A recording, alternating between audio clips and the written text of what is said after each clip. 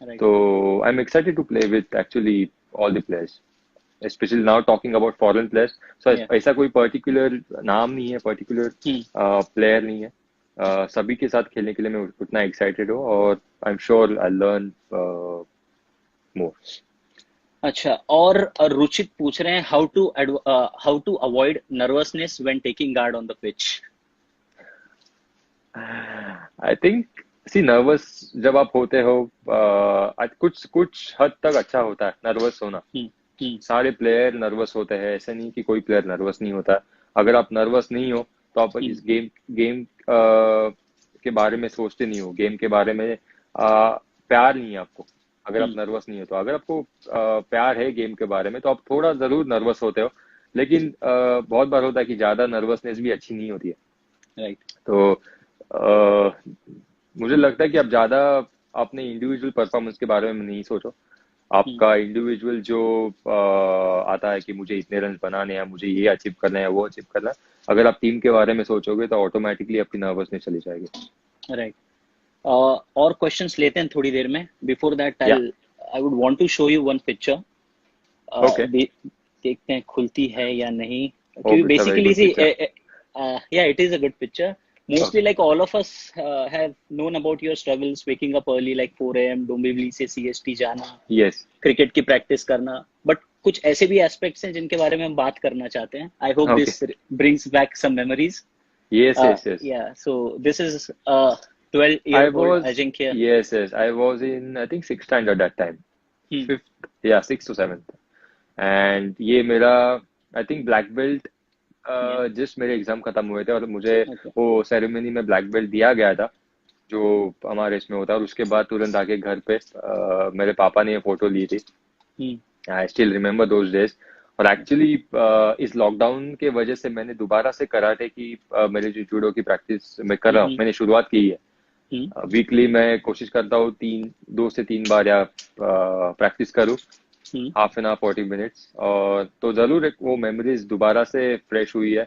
और कराटे के वजह से एक इंटेंशन था शुरू में कि क्रिकेट तो मैं खेल ही रहा था उस वक्त. Right. लेकिन क्रिकेट के साथ हम जहाँ रहते थे डोंबिवली में, वहीं बाजू Hmm. बाजू में हमारे ये कराटे के क्लासेस होते थे. और मुझे पापा ने पूछा कि Hmm. आप कराटे करना पसंद करोगे. तो मैंने कहा जरूर, क्यों नहीं. क्योंकि उस वक्त ऐसी हैबिट थी कि आप आउटडोर जाए, आउटडोर स्पोर्ट्स खेले, Hmm. आपको नया कुछ ना कुछ सीखने मिलता है. और कराटे जब से मैंने शुरुआत की कराटे की, तो कराटे से फ्लेक्सिबिलिटी, एजिलिटी के लिए मुझे बहुत फायदा हुआ. और उसका जो इम्पोर्टेंस है मुझे क्रिकेट में आके पता चला. Right. और फिटनेस के ऊपर भी बहुत फायदा हुआ. Right. Good to so know. Yes. Good to know that you have gone back to karate now during the lockdown. Yes yes yes. Nice. अच्छा, एक और फोटो देखते हैं. अगेन एवरीवन नोज आपने एक ओवर में 6 बाउंड्रीज मारी है आईपीएल में, and you are the only batsman to do so. But you came close to this early in your career. 10-year-old यस. Ajinkya Rahane got hit by a fast bowler on the helmet. और उस as में like any other kid would do, I think, I mean, you would tell us better that you were crying or something, and after that you got up, you took your guard and hit the bowler for 5 consecutive boundaries. तो वो क्या story है? ये match था आजाद मैदान में. और अच्छा. उस वक्त ओपन टूर्नामेंट करके होता था. तो मैं 9 या 10 साल का था. हम्म. हम्म. हमारे टीम के साथ अजान पर गए. तो जर्नी बेसिकली हमारी शुरू होती थी 5:30-6 o'clock in the morning. Train पकड़ के डोंबिवली से सीएसटी चले जाना. और वो मैच हम्म. मुझे अभी भी याद है. हम्म. फर्स्ट बॉल मैं फेस कर रहा था और मैं 9-10 साल का था. और जो बॉलर हम्म. थे सामने वो मेरे ख्याल से 33-34 ईयर्स हम्म. ईयर्स ओल्ड थे. तो पहला बॉल उन्होंने बैक ऑफ लेन डाला और मेरे आके सर में लगा. हम्म. तो मैंने तुरंत से हेलमेट निकाला. सारे प्लेयर्स मेरे पास आए और देख रहे थे. मेरा जो पार्टनर था वो भी था. बॉलर और उनके कुछ प्लेयर्स साथ में आए और मुझे उन्होंने बताया कि आप यहाँ पे रहना डिजर्व नहीं करते हो. आप जाओ, अंदर जाओ, आपका किट बैग पैक करो और अब घर घर चले जाओ. हम्म. यहाँ पे खेलना आपके बस की बात नहीं है. तो हम्म. मैंने सुना, मैंने कुछ रिएक्ट नहीं किया क्योंकि ऑब्वियसली मेरे टीममेट्स आके मुझे देख रहे थे. और 5-10 मिनट हो गए मैं बैठा रहा वहां पर. हेलमेट देख रहा था, हेलमेट को कुछ हुआ है नहीं हुआ है, मेरे सर को हम्म. कुछ हुआ है नहीं हुआ है. तो ये सारे ख्याल आते वक्त मैंने ये सोचा कि हम डोंबिवली से इतना बड़ा ट्रैवल करके आए हैं, अप एंड डाउन अगर आप डोंबिवली से देखें तो 3.5-4 आवर्स की जर्नी होती है। और अगर मैं पहले बॉल राइट। पे ऐसे बॉल लगने के बाद मैं अंदर अंदर चले जाऊंगा जो भी है, तो अच्छा नहीं है। तो राइट। क्रिकेट वो पैशन पहले से ही था मेरे में, तो मैंने डिसाइड किया कि मैं नहीं चले जाऊंगा, कुछ भी हो जाए यहाँ पर। और उसके बाद मैं खड़ा रहा, मैंने अंपायर्स को भी बताया कि नहीं मुझे खेलना है, मुझे बैटिंग करना है। तो अंपायर्स भी थोड़े सरप्राइज थे उस वक्त। और उसके बाद जो फिर बाद में 5 बाउंड्रीज मैंने मारे, तो ये इंसिडेंट था। तो तभी से एक वो पैशन और गेम के बारे में प्यार बढ़ गया कि हम इतना ट्रैवल करके आते हैं, हमारे फैमिलीज इतनी सेक्रीफाइस करते हैं, 3.5-4 आवर्स ट्रैवल करके अगर हम कुछ नहीं करते यहाँ पर आके, तो कुछ तो गलत है। एटलीस्ट एफर्ट करना हमारे हाथ में है। ग्राउंड पे जाके जो हम कंट्रोल कर सकते हैं वो मुझे करना चाहिए। उस वक्त मुझे लगा कि खेलना बैटिंग करना मेरे हाथ में, रिजल्ट जो भी हो जाए वो बात की बात है। राइट। तो आई थिंक ये वो इंसिडेंट था। So is this what Mumbai's Khadu School of Batting is called?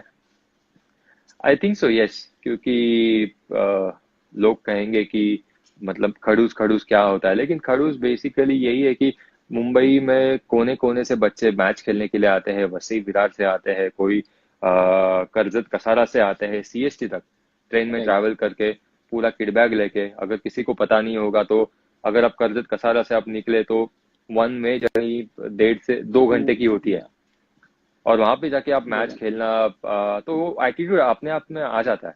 ऐसे नहीं कि आपको कोई वो एटीट्यूड सिखाता है, मुझे लगता नहीं कि खड़ूस एटीट्यूड किसी को सिखाया होगा। ये एटीट्यूड शायद अपने आप से वो बिल्ड राइट। हुआ होगा कि आप कैसे क्रिकेट खेलते हो। और मुंबई की स्पेशलिटी यही है, हर एक कोने से बच्चे आते हैं और इक्वली पैशनेटली क्रिकेट खेलते हैं। राइट। और भी एक अनयूजुअल चीज है जिनके आपके बारे में जिसके जो हमको बात करनी है अभी। आपका फर्स्ट क्लास डेब्यू जो हुआ था, that had happened against Karachi in Pakistan, and you had scored 43। 143 with 28 boundaries. तो वो कैसे था, मतलब इट्स अनयूजुअल डेब्यू, राइट? सो उस वक्त क्या होता था कि हम्म। इंडिया के डोमेस्टिक विनर्स वर्सेस पाकिस्तान के डोमेस्टिक विनर्स, हम्म। हमेशा मैचेस उनके बीच में मैच होती थी। हम्म। एक साल इंडिया की टीम पाकिस्तान जाती थी, एक साल पाकिस्तान की टीम इंडिया आती थी, डोमेस्टिक टीम हम्म। इंडिया आती थी। और हम्म। वैसे मैच होता था। हम्म। तो जब मेरा डेब्यू हुआ, हम कराची में मैच खेल रहे थे। उसके पहले मैं जस्ट अंडर 19 खेल रहा था। अंडर 19 मैंने इंडियन ऑयल के लिए, सॉरी अंडर 19 मुंबई के लिए मैंने खेला। फिर हम्म। वहां से इंडियन ऑयल के लिए मैंने मैचेस खेले, वहां पर परफॉर्मेंस किया, और वहां से जाके हम्म। मेरा मुंबई टीम में सिलेक्शन हो गया। तो राइट। उस वक्त अभी भी एक बड़ी बात होती है जब आप मुंबई को रिप्रेजेंट करते हो। आपको पता है कि मुंबई की हिस्ट्री क्या है, हम्म। किसने किसने मुंबई को रिप्रेजेंट किया है। तो जरूर एक मेरे लिए स्पेशल मोमेंट था। राइट। मैंने भी एक्चुअली एक्सपेक्ट नहीं किया था कि मेरा फर्स्ट क्लास डेब्यू मुंबई के लिए कराची में होगा। हम्म। तो वो नॉक मुझे अभी भी याद है, जिस तरीके से एज ए टीम हम खेले थे। हम्म। और एक फ्लैट विकेट था जरूर हम्म। वहां पर, लेकिन बहुत मजा आया था। या I mean 600 plus run score किए थे यस फर्स्ट यस। इनिंग। या ग्रेट बैटिंग एफर्ट। या उसी फॉर्म को आपने कंटिन्यू किया। आई थिंक आपके अगले 4 या 5 डोमेस्टिक सीजन्स में you scored 1500 plus runs thrice. After 100 innings your batting average was close to 77। तो आपके वो इनिशियल ईयर्स कैसे थे डोमेस्टिक क्रिकेट के? इनिशियल ईयर्स मुझे याद है अभी भी, जब मैंने रणजी ट्रॉफी में डेब्यू किया था, हम्म।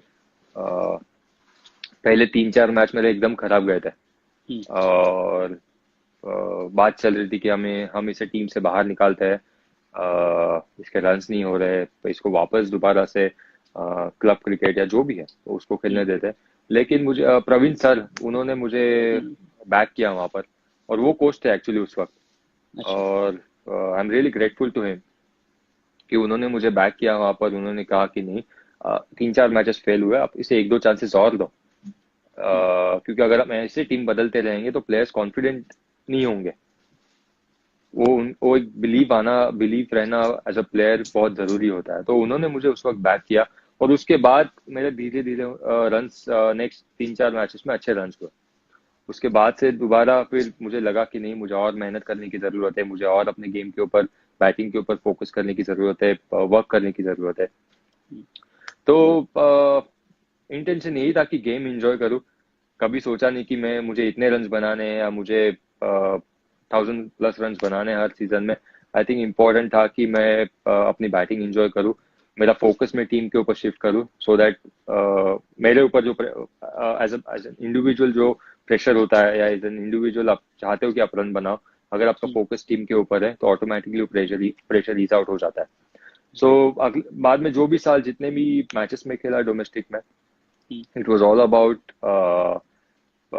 determination, doing well for my team, and I think enjoying my game, enjoying my batting, which is really important. Right. And those domestic successful seasons led to India debut, but उसमें भी थोड़ा सा twist है.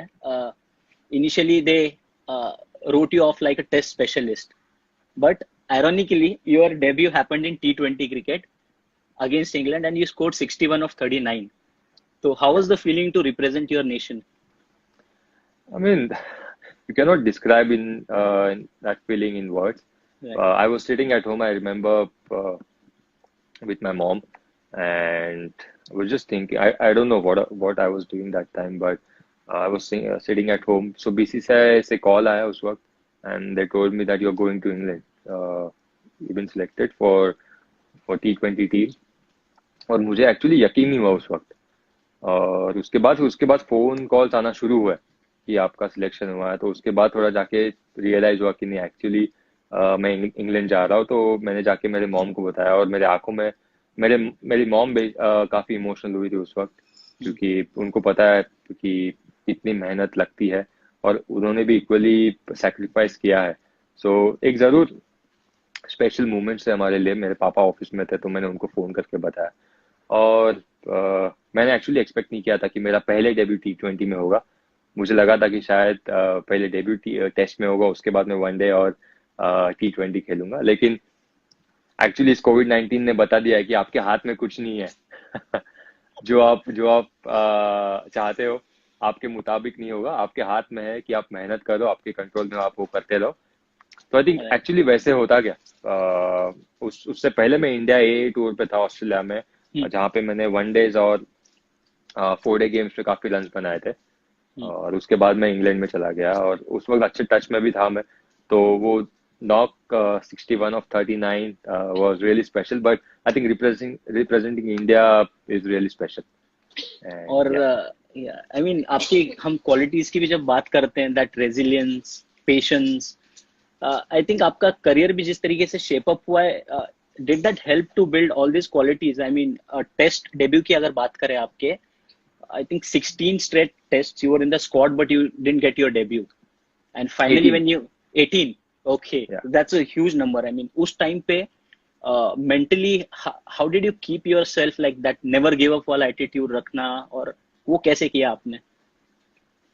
See, I think जब मैं test team में आया 2011 में, उस हम्म. वक्त मतलब सारे बड़े बड़े प्लेयर्स खेल रहे थे। सचिन पाजी, Right. राहुल भाई, लक्ष्मण भाई, वीरू भाई, एवरीवन। तो मुझे पता था कि इस वक्त मुझे अपॉर्चुनिटी नहीं मिलने वाली है। मैं अगर इस वक्त ये समय सही तरीके से यूज कर सकता हूँ मेरे फिटनेस के लिए, मेरे क्रिकेटिंग स्किल्स के लिए, तो मेरे लिए बेटर होगा। जैसे 2 साल जब मैं बाहर था टीम में, तो I was lucky enough to have good people around me. Right. जो 3-4 लोग मेरे दोस्त थे, मेरे फैमिली मेंबर्स है, वो मेरे अराउंड थे। तो हमेशा से मैं उनके साथ शेयर करता था, और हमेशा से वो मेरे साथ पॉजिटिवली बात करते थे। उस वक्त पे मेरे लिए पॉजिटिव रहना बहुत जरूरी था, क्योंकि as a player it's not easy to Easy. Sit Yeah. Out for 2 years, 18 test matches. So I think positive mindset रखना मेरे लिए बहुत जरूरी था। जो भी चीज मतलब फिटनेस करना, जो भी कुछ भी है, सब सब चीजों को पॉजिटिव तरीके से देखना बहुत जरूरी था। And again as I said that मुझे बहुत कुछ सीखने मिला फेस से, कि कैसे सारे लोग प्रिपेयर करते थे अपने आप को मैच से पहले, मैच के दौरान क्या माइंडसेट होता था। तो उनको देखते हुए बहुत कुछ सीखने मिला मुझे। तो आई डोंट थिंक कि ये जो 2 साल मैंने 18 टेस्ट मैचेस जो मैंने बिताए, हम्म, उसमें एक भी पल ऐसा गया कि मैं अपने बारे में नेगेटिव सोच रहा हूँ या सेल्फिश हुआ हूँ।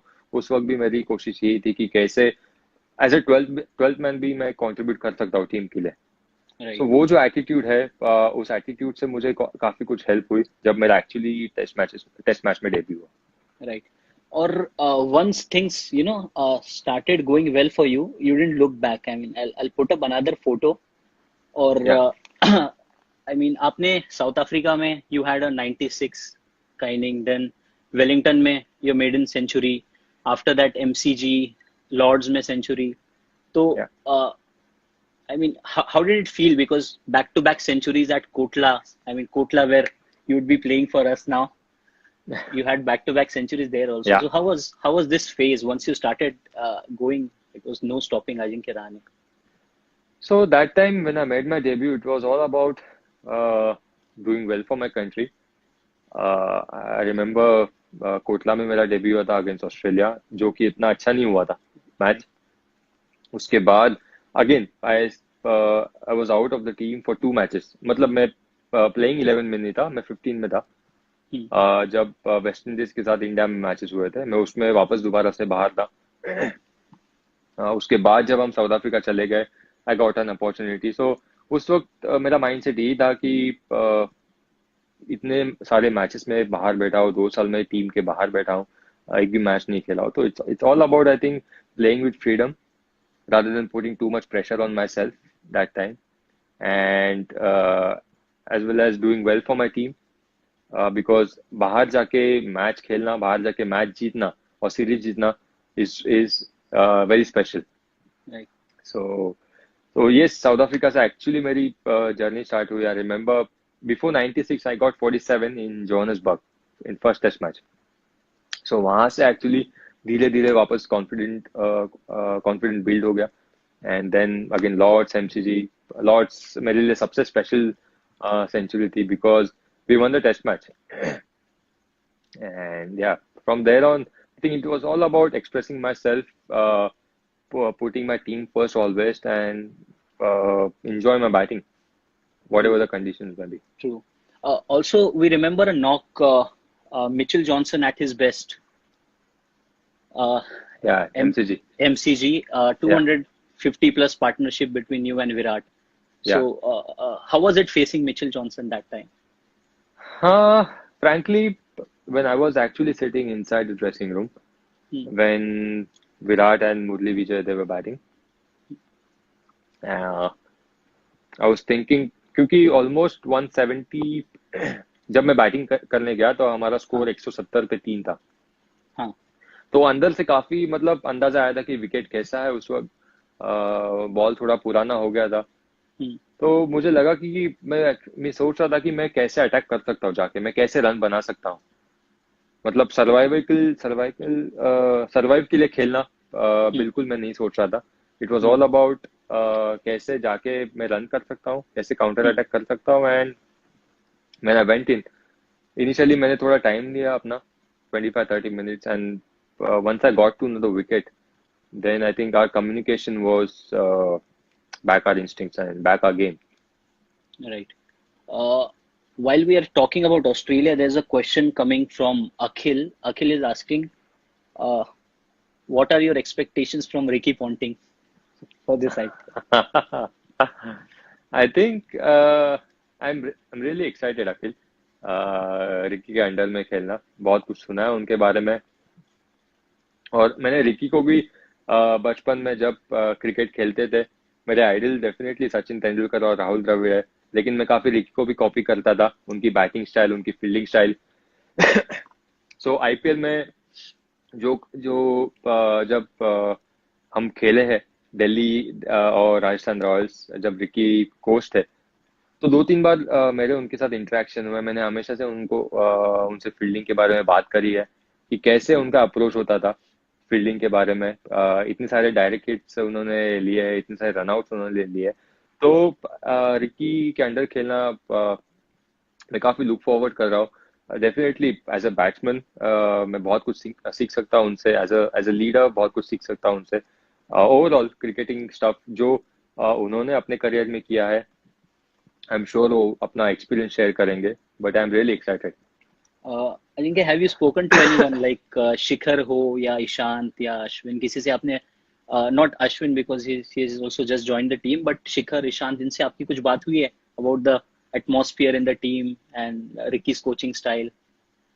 यस, आई थिंक काफी 3-4 बार बात हुई है कि कैसा एटमॉस्फेयर होता है टीम में, अबाउट रिकी ऑल्सो, कि रिकी एज अ कोच कैसे है, रिकी एज अ पर्सन कैसा है।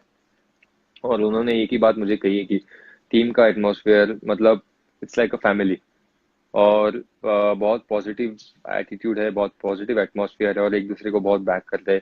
रिकी के बारे में भी सेम चीज़ उन्होंने कहा कि प्लेयर को बहुत बैक करते हैं। आई थिंक जिस तरीके से हैंडल करते हैं पूरी टीम को एज एन इंडिविजुअल प्लेयर को भी, वो काफ़ी कुछ सीखने जैसा है उनसे, और जैसे मोटिवेट करते हैं प्लेयर को, Right. बहुत कुछ सीखने जैसा। तो ये काफ़ी ओकेजन्स पे बात हुई है ईशान के साथ, शिखर के साथ, श्रेयस के साथ भी, कि कैसा माहौल है, कैसे होता है टीम में। Right. So I think we'll close in next 5 minutes because you also have to go. Yeah. एक दो टॉपिक पे हम बात कर लेते हैं, and one of Yeah. the topic is something you touched upon right now. One person who had a lot of influence on your game. So anything I mean, you played with him in IPL as a teammate, then under him as a coach. तो कैसा experience रहा है with Rahul Dravid? Think one word में मुझे कहना होगा तो magical. उनके साथ मुझे पता है, मुझे याद है एक्चुअली फर्स्ट टाइम हम अगेंस्ट खेले थे दुलीप ट्रॉफी में, जो चेन्नई में मैच था, west zone versus south zone, final हो रहा था, और राहुल भाई खेलने आए थे। और उस वक्त मैच के बाद उन्होंने मुझे बुलाया ड्रेसिंग रूम में और बताया कि अब जो कुछ भी कर रहे हो अच्छा कर रहे हो। I know it's not easy for you, आप रन बना के भी सिलेक्ट नहीं हो रहे हो, लेकिन आप जैसे करते हुए आ रहे हो, जो भी कुछ कर रहे हो, बिल्कुल उसके ऊपर फोकस करना और बैक करना खुद को, चीजें अपने आप टर्न अराउंड हो जाएंगी। तो आई थिंक उनको उस वक्त मेरे परफॉर्मेंसेस नोटिस करना और मुझे बुला के ये सब बात करना, मुझे मोटिवेट करना, मेरे लिए बहुत बड़ी बात थी। एज ए डोमेस्टिक प्लेयर, आपको पता होता है कि कोई भी इतना बड़ा इंटरनेशनल क्रिकेटर आके और आपके रोल मॉडल आके आपको बुलाते हैं और बात करते हैं, विच इज समथिंग स्पेशल। और उसके बाद हम इंडियन टीम में ऑब्वियसली एक साथ खेले, राजस्थान रॉयल्स में एक साथ खेले, बहुत कुछ on end of the field बहुत कुछ सीखा हूँ मैं। एक ही चीज बताना बहुत ये आई थिंक मुश्किल होगा, क्योंकि राहुल भाई से बहुत कुछ सीखा हूँ मैं, बट एक इंसिडेंट मुझे याद है चैंपियंस लीग के वक्त, ब्रेक के बाद हम मिले थे और राहुल भाई और मैं साथ में हम डिनर कर रहे थे, और उन्होंने मुझे बताया कि मेरी बैटिंग अच्छी नहीं हो रही है। सो आप जब राहुल द्रविड़ के साथ सामने बैठते और राहुल द्रविड़ आपसे कहते हैं कि मेरी बैटिंग अच्छी नहीं हो रही, मतलब उनकी बैटिंग अच्छी नहीं हो रही है, तो आपको लगता है यार राहुल द्रविड़ जैसे प्लेयर, जैसा बंदा इतने फ्रैंकली और कैसे, मतलब मुश्किल, उनकी बैटिंग खराब होना नामुमकिन है।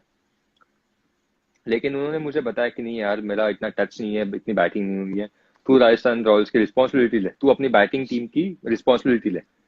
एंड वहां से देन आई रियलाइज कि नहीं, एक्चुअली वो कितना बैक करते हैं, कितना वो विश्वास है उनको मेरे ऊपर, और हर तरीके से, मतलब मुझे ही नहीं, काफी सारे यंगस्टर्स को उन्होंने बैक किया है। But again playing with him, playing under him, और as a player and then as a mentor, learned a lot from him. Amazing. Last thing, a lot of favorite faces in Delhi Capitals team, right? You have played with them. Don't ask